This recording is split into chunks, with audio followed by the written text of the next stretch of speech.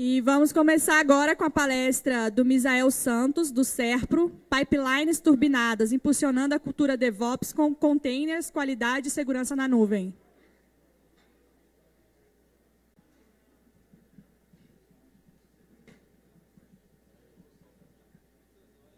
Boa tarde, pessoal. A gente vai falar um pouquinho aqui de pipelines, tá? E de algumas técnicas, algumas ideias que a gente está usando em alguns projetos lá da gente, tá? E baseado no uso de containers e tal, e alguns conceitos aí de qualidade, tá? E segurança. Ok? Bem, eu sou do SERP, tá? Meu nome é Misael. Tem outras pessoas da minha equipe aqui, o Joaquim, Adriano, e tem outros colegas também do SERP aqui, tá? A gente faz parte do Departamento de Engenharia e Arquitetura de Serviços, né? De infraestrutura de TI, tá? Nossa equipe é lá em Fortaleza, mas ela trabalha em conjunto com equipes aqui em Brasília, São Paulo, né, em diversas regionais, ok? E aí contextualizar, né, o cenário atual da gente, de onde a gente vem, né, como a gente tem evoluído aí nas ideias e nos processos, né? A parte de processos, tá, de algum tempo o SERP vem investindo em metodologias, né, práticas ágeis embutidas nos processos, tá, de desenvolvimento, processo de gestão, né, para ir compondo aí as práticas, tá, para ajudar no dia a dia. Iniciativa DevOps também, há algum tempo a gente já vem atuando, né, com várias iniciativas no sentido de padronizar o uso de ferramentas, né, de processos também de integração contínua, tá, de várias práticas para ajudar a alavancar, né, a cultura no desenvolvimento. Isso aí vem dando certo aí com o tempo, tá? E além disso, a gente vem trabalhando aí nesse viés de TI bimodal, tá, e nuvem lá no SERP, né? Então, falando rapidamente, a ideia de TI bimodal, onde a ideia é você poder atuar nessas duas frentes, que a gente chama modo 1 e modo 2, né? O modo 1 é o conhecido como o tradicional, lá um ambiente onde você tem uma confiabilidade, ali uma garantia mais reconhecida, digamos assim, né? Previsibilidade, né, dos processos, tá? É o tradicional, né? O que o pessoal fala que é o ganha-pão ainda, né, das empresas, e é o caso da gente ainda também, né? O modo 1, o tradicional, ainda é bastante forte e vai continuar sendo provavelmente para sempre também, né? Então, assim, e o modo 2 é o que permite a gente experimentar coisas novas, né? Tá? Novas tecnologias, buscando agilidade nos processos, tá? Então, testar novas técnicas, novas ferramentas, né? Um ambiente mais flexível, né? E nessa ideia aí, com o patrocínio da empresa, que é fundamental para a coisa acontecer, né? A gente tem podido investir nesse modo 2, tá? Patrocínio em termos de pessoas mesmo, de alocar gente dedicada a esse processo, tá? E aí surgiu o projeto Estaleiro, tá? Que é um projeto de nuvem privada do SERP, tá? Na ideia de fornecer um ambiente de plataforma como serviço, tá? Baseado em containers, né? De forma resumida. E aí usando uma série de tecnologias que vocês já conhecem de mercado também, tá? Por trás. Então, é um ambiente de plataforma como serviço baseado em Kubernetes e Docker, né, para a parte de orquestração de containers e diversas outras tecnologias acessórias para o resto da stack de tecnologias, aí, né, para a parte de banco de dados, como serviços, tá, storage, né, uma série de outras features e serviços que estão agregados aí, né, para formar essa nuvem privada da gente lá hoje. Tá? E aí, o que isso tem proporcionado hoje para a gente? Né? O projeto Estaleiro, um ambiente de nuvem privada nosso. Né? Ele já fornece uma certa autonomia, né, para as equipes, óbvio, com maior responsabilidade. Né? Então, as equipes passam a ter mais poder realmente sobre o ambiente ali. Tá? Maior rapidez, né? Tanto para a criação de ambientes, provisionamento de ambientes, desde ambientes de desenvolvimento até ambientes produtivos. Né? E publicação. Então, a tecnologia em si, a gente sabe que favorece isso, né? Essa rapidez em publicações, né? Você usar Docker. Então, mas aí por trás a gente tem uma série também de facilitadores aí para o desenvolvimento, né?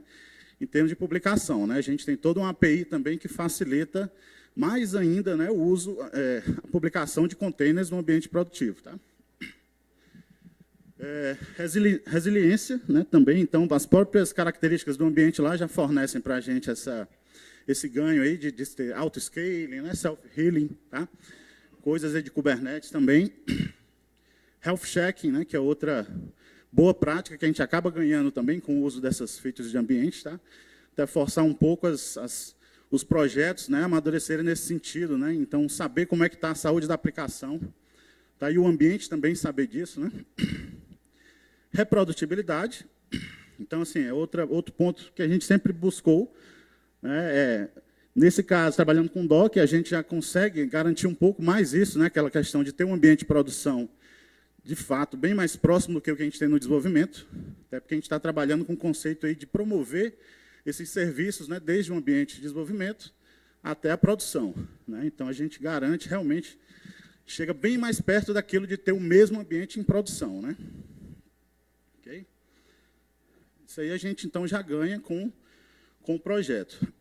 Agora, no que isso muda, o que a gente já tem hoje, né, lá de cultura DevOps. Tá? E aí a gente vai atacar aqui, claro, a parte de entrega contínua, né, que a gente vai falar de pipeline. Então, qual a ideia por trás de entrega contínua? Né? Resumidamente, o que a gente quer também é colocar um software em produção de forma rápida, né, a qualquer momento, tá? Com uma facilidade de um clique, por exemplo, né? Eu ser capaz de poder fazer isso. Né? O que mais? A entrega contínua. A gente quer ter uma certa segurança de que pode implantar alguma coisa em produção. Né? Não é entregar qualquer coisa a qualquer momento. Né? Não banalizar a entrega também em produção. Né? Uma vez que isso é bem fácil, né? Com uma linha de comando a gente consegue publicar coisas ou fazer rollbacks, né? A gente não pode também banalizar o processo de publicação. Não é isso? E ter algum nível de qualidade de produto embutido no processo. Né? Exatamente para buscar isso aí. E aí, quanto mais garantias a gente busca, né, a gente está falando aí do uso de mais ferramentas, né, para isso. E aí a necessidade vem, né, de quebra, de você ter o conhecimento dessas ferramentas, né, desde a equipe pessoal de desenvolvimento até de produção, né, para implantar essas ferramentas, configurar. Tá? Além de conhecer, você ter uma infraestrutura dedicada para essas ferramentas. Né? É outra necessidade que surge, quanto mais você quer aplicar garantias. Certo? E é muito comum, então, isso até ser usado como desculpa, né, para algumas equipes. Eu tanto vou precisar ter um tempo para eu conhecer a ferramenta, né, configurar, e eu vou precisar da infraestrutura para aquilo ali, certo? Para botar isso em prática. E, às vezes, isso é abandonado, né, pela equipe por conta dessas limitações aí. E como é que esses caras podem ajudar a gente? Né? Você tem um ambiente em nuvem, você tem containers, tá? Como é que isso pode ser facilitado aí num processo de entrega numa pipeline? Tá? O primeiro fator que a gente já conversou é a velocidade. Né? Então, o ambiente, as ferramentas que eu mostrei até então, quer dizer, que eu falei superficialmente aqui, eu já consigo, quer dizer, o processo inicial aqui de uma pipeline, que a gente está chamando de build ali, e a parte de entrega, né, se eu estou falando de containers, de certa forma, todo mundo já sabe mais ou menos o que fazer e sabe que consegue fazer isso de forma mais rápida. Tá? Então, o que eu estou chamando aqui de build é o processo tradicional aqui de integração contínua, né? A build da aplicação, tá? Testes unitários, né? Alguma análise de estática de código. Tá? E aí a gente tem fortalecido isso, né? Óbvio, mas que é uma coisa já... digamos, bem consolidada, né? Inclusive no tradicional. E para a parte de publicações, né, o deploy, a gente conseguir fazer publicações e rollbacks rápidos com container. Né? Imagina, por que o rápido aí da história? Né? Primeiro que a ideia é que se você guardar as imagens que já foram publicadas, né, fazer o versionamento, né, que é a prática comum também, então você vai conseguir restaurar, fazer um rollback de forma mais íntegra e mais rápida, né, de uma versão completa ali do serviço, não só da build. Né? Okay?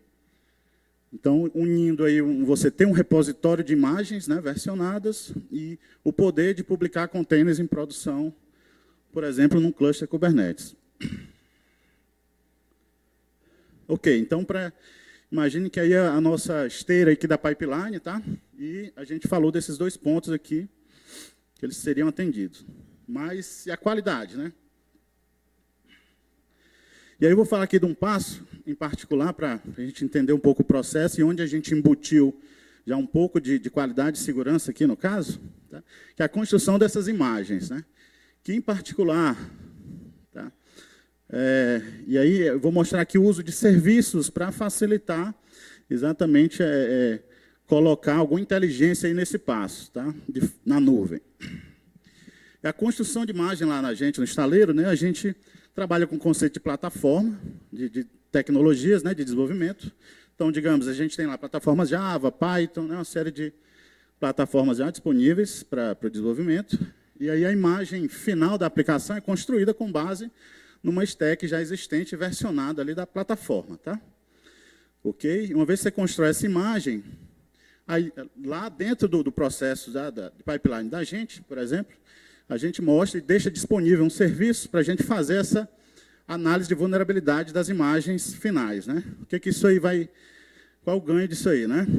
Tanto o desenvolvedor como o pessoal da infraestrutura vai ter um feedback rápido ali também de que realmente aquela aplicação foi construída em cima de uma imagem base que já tem vulnerabilidades conhecidas, ou seja, já foi trabalhado, né, no sentido de segurança, né? Então, o desenvolvedor também fica com essa visibilidade, né? Não só o pessoal de infra, tá? Já no momento da pipeline, né? Isso é uma opção. E aí a gente fez isso, por exemplo, disponibilizando um serviço na nuvem, já que vai estar prontinho lá para todas as pipelines utilizarem, né? Então, essa é uma das abordagens que a gente tem utilizado, abstrair algumas ferramentas, né, como serviços na nuvem lá, tá, para entregar isso como um feature para o desenvolvedor, né, e tem a possibilidade da gente mudar as ferramentas que são utilizadas lá dentro, ou acrescentar novas ferramentas que fazem coisas semelhantes lá, né, que dão, digamos, eu posso ter 3 ferramentas analisando vulnerabilidades diferentes, né, tipos de ou outras questões de segurança, tá? E tudo isso me dando um resultado consolidado. E tudo isso centralizado num serviço que está numa infraestrutura comum já disponível para todo mundo, né? Ok? Então, isso é uma das abordagens aqui que a gente tem utilizado. E aí, esse serviço, essa parte de construção, né, que é esse estágio de construção, a gente termina ele versionando a imagem no repositório corporativo, né, no caso, o repositório do estaleiro, tá? E aí o meu módulo, o meu serviço está todo versionado ali, né? Lembrando que isso aí vai garantir várias outras coisas, que é a questão da repetibilidade, né? Beleza? A gente usa o Harbor, só o detalhe ali, como repositório, tá, de imagens, Docker. E aí a outra ideia, que é um grande tchan aqui na coisa também, que é containers por demanda. E aí eu não estou falando aqui mais de container da aplicação, tá? São containers de serviço de apoio, né? Serviço de apoio rodando em containers temporários. E a gente vai exemplificar isso aqui com a parte de testes, né? A gente tem feito isso lá muito com testes. Então, testes funcionais, por exemplo, tá? Como é que eu posso utilizar containers durante o processo da minha pipeline ali? Tá? Então, isso é uma feature que já vem sendo, digamos, oferecida por algumas ferramentas de CI, né? É o caso do GitLab, que a gente tem, é uma das ferramentas que a gente tem trabalhado lá para essa parte, tá? Um dos motivos é que ela já tem um suporte nativo ao uso de containers, né? Não é só o GitLab que faz isso, mas ele já trabalha bem isso, né? Já há um tempo. Então, já é uma feature nativa da ferramenta, né? Eu não preciso instalar plugins ou instalar Docker, né? Então, uma vez que você tem lá no seu runner, ele está configurado, ele já consegue rodar Docker tranquilo, tá? Pipeline como código, é outra feature que o pessoal aqui falou. Então, é interessante eu ter o versionamento do meu processo, né, de pipeline junto com o projeto. Tá? Então, vai andando casado ali, né? O projeto vai evoluindo, a sua pipeline também vai evoluindo. Se eu precisar rodar uma versão antiga, né, do projeto, a pipeline está versionada junto lá, certo? Com o repositório. E a outra vantagem aqui do GitLab para a gente foi que já é uma ferramenta integrada aí, né? Git, né, repositório de fonte, com ferramenta de CI, né? Issue Track, né? Que para a gente facilita o gerenciamento das coisas, né? E, de certa forma, bem simples a sintaxe também. Tá? A título de curiosidade, quem já tem trabalhado aqui com GitLab no dia a dia em produção? Beleza. A gente usa muito o Jenkins lá também, acho que, na verdade, no Serpro ainda é o mais utilizado, né? Mas alguns projetos já têm evoluído, assim, praticado o GitLab também. E aí, vamos lá, para a parte de testes funcionais. Como é que a gente faz lá? A ideia é que, durante o meu estágio de testes, por exemplo, a gente dá exemplo lá com o Selenium, que é uma ferramenta bastante utilizada já, né? Para essa parte de testes funcionais. Então, nesse caso, a gente está usando uma imagem do Selenium da comunidade, tá? E ela é referenciada dentro da minha pipeline, tá? E aí, o que o GitLab faz? Ele vai subir um container durante aquele meu estágio de testes, só para rodar aqueles meus testes. Acabou os testes, ele mata o container, né? Então, qual o ganho disso aí? Eu não vou precisar ter uma infraestrutura dedicada para fazer testes, né? De cara, a gente tem esse ganho, tá? E aqui a gente não precisou nem preparar uma imagem Docker para fazer esses testes. Ela já existe aqui, a gente pegou a da comunidade mesmo, tá? E aí ele está dentro do nosso processo de pipeline. Só mostrar rapidamente o código, acho que dá para enxergar, né? Resumido aí também, desse passo de testes. A curiosidade é que a gente está usando um framework interno, um subprojeto lá do Demosele, que é o Demosele Behave, tá? Que é só para testes funcionais. No caso, ele é uma camada de BDD em cima do Selenium, né? Então, ele implementa uma abstração lá em cima do Selenium. Então, é interessante, né? Então, a gente aqui está rodando BDD, né? Com uma linha de comando ali, quer dizer, uma linha de configuração, a gente está referenciando a imagem Docker, e ali é o comando, de fato, do teste, né? Rodando via Maven aqui, né? Ok? Então, de forma simples, nesse momento, a ferramenta já sabe trabalhar com container, né? Outro exemplo, aqui também teste de capacidade, tá? E a gente exemplificou aqui com o JMeter, né? Que também é uma ferramenta bastante utilizada, mas vejam como exemplo, tá? Então vocês podem utilizar qualquer ferramenta que já tenha um domínio, né? E nesse caso a gente precisou preparar uma imagem Docker para o JMeter, no caso, tá? Para a gente rodar, tá? Internamente. E aqui a abordagem é um pouquinho diferente, né? Onde ele sobe um master do JMeter durante o estágio de teste também, né? E está subindo 2 slaves, né? E aí a ideia é que eu consigo aqui também escalar isso de forma tranquila, só replicando uma linha lá na minha pipeline, como eu vou mostrar aqui, né? Do jeito que eu tenho duas instâncias rodando aí, 2 containers Docker, eu podia ter, né, vários aí conforme o que eu consigo lá, o que eu preciso, né, de escalar para os meus testes, tá? Isso aí tudo, lembrando, durante o passo de teste, né? Terminou os testes, esses containers vão morrer. E eu não vou ter infraestrutura, né, dedicada para isso. Quer dizer. E aí também, ó, um exemplo bem parecido. Então, eu referencio aí já 3 imagens, né, 2 imagens, na verdade, né? A imagem do master, do slave, e eu boto o número de instâncias que eu preciso ali, né, para ele subir para mim. Então, se eu quiser escalar isso aí também é de forma bem simples, só acrescentar mais linhas aí. Ok? E ali no script, a linha do JMeter, de fato, rodando, né? Então, beleza? Outra abordagem aqui, teste de segurança, tá? Semelhante ao que a gente mostrou lá na análise de vulnerabilidade da imagem, né? A gente pode estar fazendo o teste dinâmico aqui na aplicação, né? Então, escaneamento de vulnerabilidades, tá? Um serviço também publicado lá na nossa nuvem, né? E aí também coletando esses resultados, tomando alguma ação a partir disso aí, né? Que seja, sei lá, está previsto lá para a gente, por exemplo, abertura de tickets também para determinadas vulnerabilidades, né? Então, também fazer um tuning disso aí e você poder acoplar nesse serviço essas outras features. Okay? Então, a gente está fazendo testes lá com o ASP.Zap, por exemplo, né? E você abstrair isso num serviço, né, dá essa facilidade também, como eu falei, né, de até colocar outras ferramentas, ou de trocar isso e nem precisar mexer na pipeline, né? Eu estou sempre retornando um resultado padrão ali, sei lá, no caso aí um JSON com as vulnerabilidades, tá? Com a característica delas, né, a criticidade, por exemplo, né? E isso para todas as ferramentas que você utilizar lá dentro. Então, a abordagem que a gente tem tentado seguir, está trabalhando lá com o pessoal de segurança também nisso. Tá? É óbvio que se esses testes forem muito custosos, ou você quer uma stack realmente maior, né, um profile bem completo de testes, isso pode ser custoso para o processo de pipeline, né, de entrega, né, contínua. E aí você pode estar fazendo um fork disso, ou disparar uma outra pipeline de segurança que faz a mesma coisa, e só usar um subconjunto, de repente, das verificações aqui para o dia a dia. Né? Então, é óbvio que a gente tem consciência disso. Ok? E aí, por exemplo, a gente passou por todos esses pontos, né? Certo?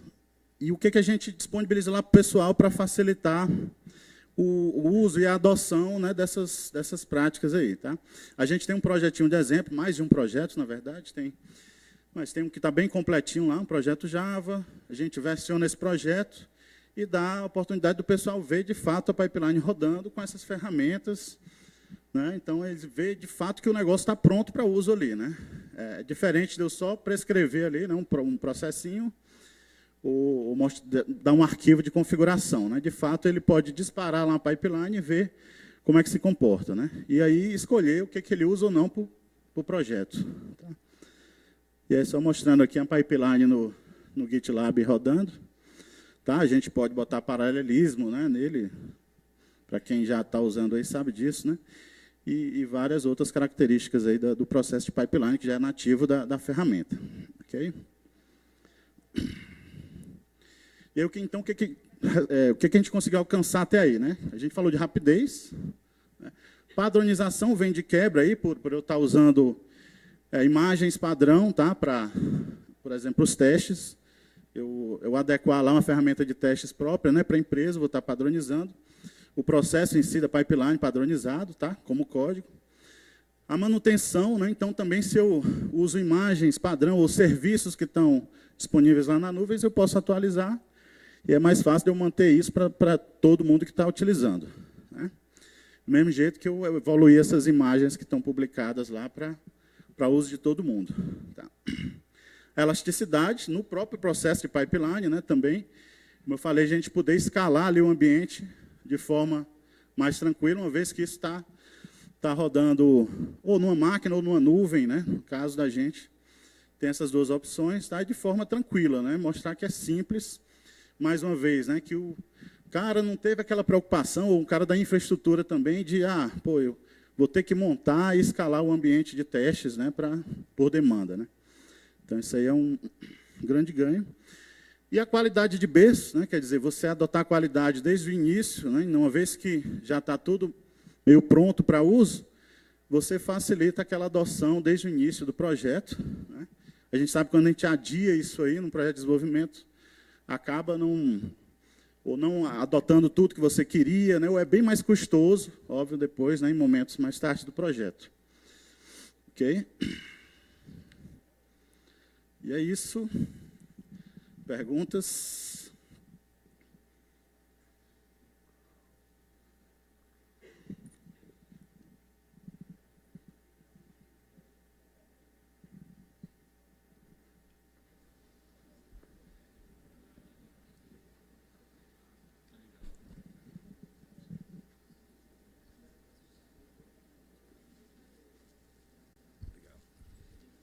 Misael, tem uma pergunta que não é, na verdade, eu acho que ela poderia ter sido aplicada para qualquer palestrante, né? Que é o seguinte: eu tenho visto muita gente falar em agilidade, né? DevOps está muito voltado, está muito ligado a essa palavra, mas em relação ao banco de dados, automatizar, trazer agilidade na hora também de fazer uma publicação nova e eu tenho alteração no meu banco de dados e fazer esses testes.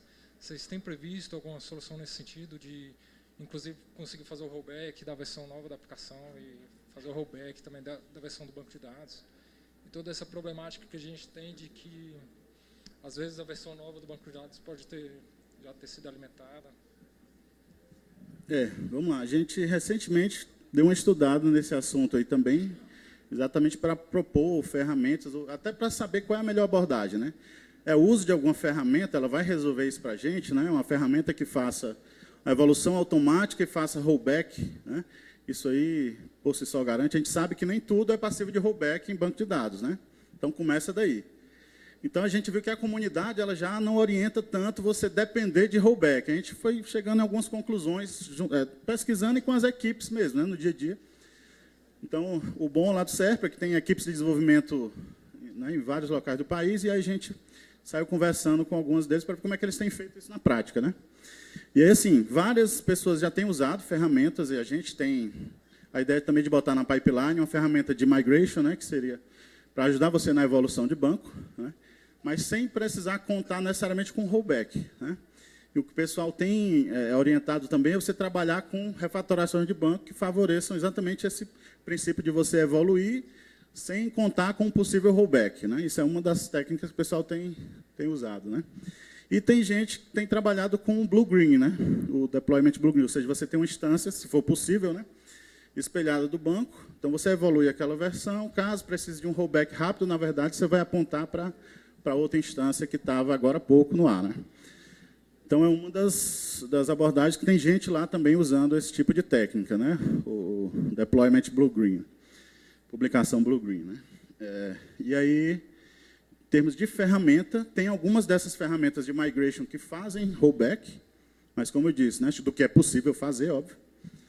E tem gente que utiliza. Não sei se em produção, de fato, né, o pessoal faz muito isso no processo de desenvolvimento, no dia a dia, tá, para não precisar contar com isso na produção, né? Mas é possível, né?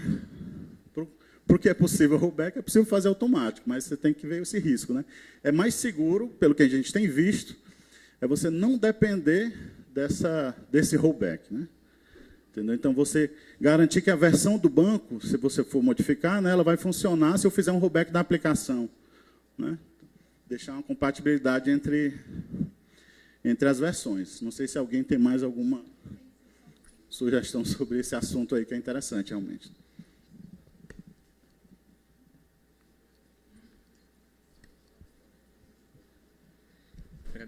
Misael, o SERPRO tem algum plano de disseminar isso para outros órgãos da Esplanada? Como é que está isso? Está bem divulgado? Que eu vi que vocês criaram um arcabouço bem complexo. Está de parabéns, o projeto está legal.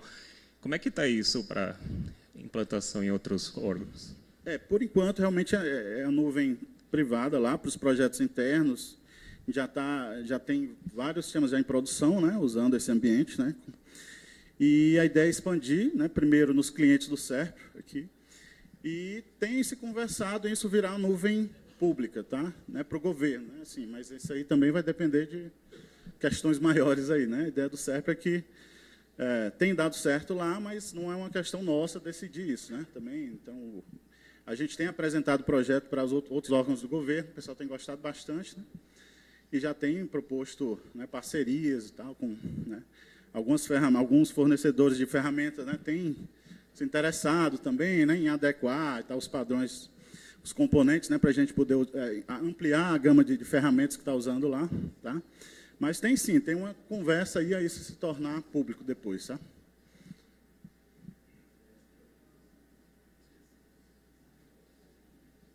Ok?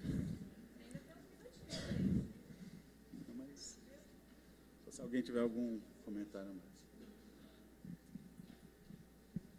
O foco não era o estaleiro, né? Eu falei, realmente era a história da pipeline e o uso de containers, né?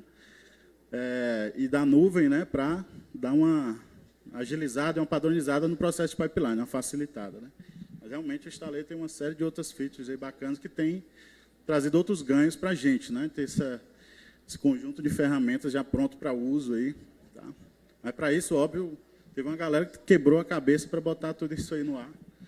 Até que o ambiente realmente hoje está produtivo lá. Obrigado, pessoal.